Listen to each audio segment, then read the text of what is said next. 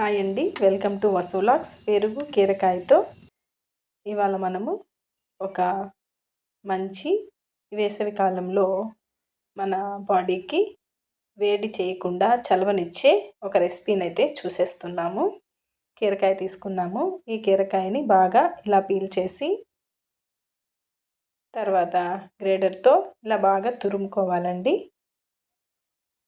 ఇలా తురుముకున్న తర్వాత ఈ గుజ్జునంతా మనము పెరుగు తీసుకుంటున్నాను. ఒక కప్పు పెరుగులో ఈ చూసారా సగం కప్పు తీసుకున్నాను.